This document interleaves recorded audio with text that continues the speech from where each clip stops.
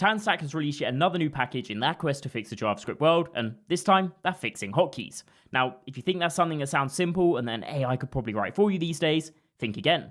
TanStack hotkeys will handle the edge cases that AI often misses, like multiple keyboard layouts, multiple operating systems, conflicting hotkeys, conflicting scopes, and loads more. It even has features like hotkey sequences and hotkey recording, all while being type safe and framework agnostic. Trust me, if you need hotkeys, just use this package or tell your AI agent to.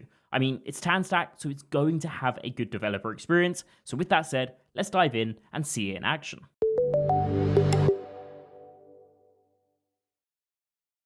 Now I'll start by jumping straight into the code, as this is all pretty simple, and I'm doing all of this in a React application, so I'm using the TanStack React Hotkeys package, but they do also have a vanilla JavaScript package at the moment, and there's going to be more framework ones coming soon, but this is currently in alpha, so there might be a few bugs here and there, but for my use cases, this has already solved all of them. Now we'll start with the most basic use case, which is the useHotkey hook. You can see down here we've imported this from the package, and all we need to do is define what our hotkey is, and then also a function that's going to run when we press that hotkey. In my case, I've set it up so when we do press the hotkey, it's going to open up a command palette, so a pretty common example. You can also see we have a toast down here just so you can see what I've been pressing and exactly what it's done. As you can see then, this hook is incredibly simple. It does exactly what it says it's going to do, but the magic with TanStack is usually in the developer experience and the type safety, and we get the exact same thing here.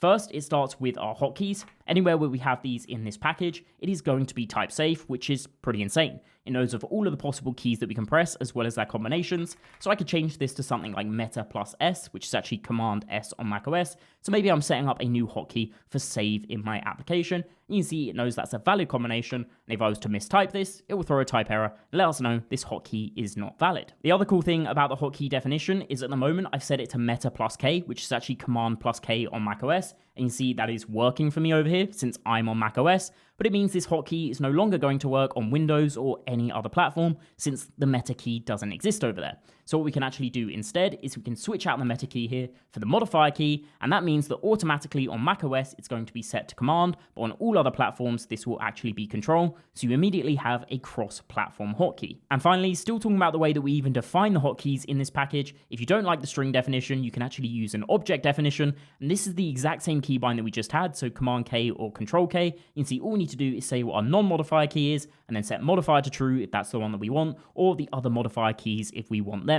Finally, moving on from the way that the hotkey is defined though, next up in the arguments of the hook, we have the actual function that runs when we press the hotkey, and this one is incredibly simple. Obviously, it can be whatever you want inside of here, but you do also have access to the raw keyboard event if you need that, and also some context, and in this case, the context is simply going to give you the hotkey as a string for what was pressed, or you can get out the parsed hotkey, which is going to come out as an object definition like we just saw. And then last of all for the useHotkey hook, as there's loads more features that I want to show you, but the third argument you can use here is some options to control how the hotkey works.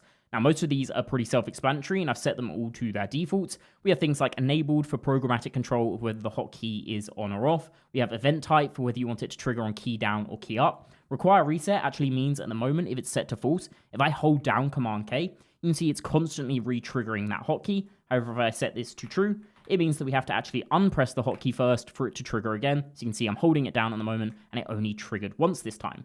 Then we have ignore inputs. This means that if I'm inside of an input and actually do Command K, you can see at the moment this is completely ignored. It's not triggering the hotkey. However, we could set this to false if we actually want hotkeys to still work inside of our inputs. And then finally, the last option that I'll go through here is the target, as this one actually allows you to create scoped hotkeys. What this means is essentially at the moment, by default, it's set to the entire document, and that means I can press Command K anywhere on this page, and it's currently triggering that command palette. However, I can change this to be an element or a React ref, and if I change this over to be the badge ref, for example, you can see if I click on my page and do Command K now, it is not triggering. However, if I focus on my Command K element down here, so the badge, you can see I can trigger it from inside of here, so we now have a scoped hotkey. Hopefully you can already see why I really like this package. There's always such good attention to detail, a great developer experience, and complete type safety, and I've still only shown you a single hook. So let's take a look at some more. Next up, we have the useHotkeySequences hook, which allows us to have multi-key sequences, so we can set up things like Vim-style navigation,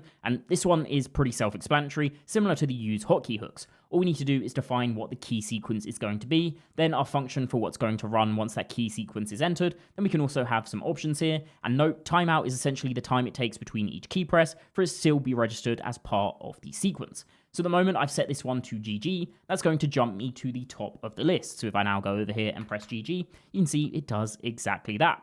I've also set up one down here, so if I press SUB, that should jump me to the bottom, and coincidentally, that spells out subscribe, something you should definitely do. Next up is some even simpler hooks, the first one being the useKeyHold hook. All you need to do is specify which key you want to track, and now this is going to be a boolean of whether that key is held down or not. You can see I'm monitoring a few of them over here, so if I now hold down Shift and Alt, you can see it's changing the state on the page based on that boolean. You also notice down here, I'm listing out the keys that are currently held on my keyboard, and that's coming from the second hook, which is the useHotkey hook, which simply returns an array of the keys that are held down. So if again, I hold down sub, you can see it's showing up in that array. And then the last hook that I want to show you before we move on to some of the cool utility functions is the useHotkey recorder hook. This actually lets you create keyboard shortcut customization UIs, and it's just a really nice helper hook. You can see it's a very simple one to use. We have the useHotkey recorder hook, and we can get some values out of this, like whether it's recording currently, the recorded hotkey itself, the function to start the recording, and a function to cancel the recording. Then inside of the options for the hook, we can also register what we want to happen when a hotkey is successfully recorded. In my case, I am simply setting the palette hotkey to be whatever hotkey the user decided. Once we hook all of this up to a button, we can get a UI similar to this. So at the moment, Command K opens up my command palette. But if I press record, that's now using my hook, so it's listening out for my keyboard. So if I do Command Backspace, you can see that is now my new hotkey to open up the command palette. Obviously, you'd probably save that to the database, so it's actually persisted in the user's settings. It's just a super nice helper hook, and along with the other ones that we've looked at, it is super simple to use, and even has some nice defaults, like the fact if they record that hotkey on macOS and use the command key, it will automatically convert this to the modifier key, so if they move over to Windows or Linux, it will be control over there. Now, besides the hooks, there's a few more things that I want to show you about this package, and the first one is the functions that help you with formatting. You can see we have a function here called format for display, and that is coming from TanStack hotkeys, and it allows us to put in a hotkey like modifier and backspace. That's going to convert it automatically to the user's platform and then also to the icons. So in this case, it's showing command backspace. But if I was on Windows, this would show as control backspace. Then we also have the format with labels function, which essentially does the exact same thing, except it takes our modifier key and just converts it into the correct label instead of the icon. So in this case, command backspace, but again, on Windows, that would be control backspace. And then finally, one of the reasons that I love TanStack is the Devtools, and this package is no different. If we open up the Devtools, we can see the hotkeys that are registered on the page along with the sequences. We can see things about that state and how many times they've been triggered. You can see whether it's triggering on a key down or a key up. We can see whether it's listening on the document or on a specific element. And inside of this, you can even see more details like the options that have been configured for that hotkey or sequence, and even cause a manual trigger.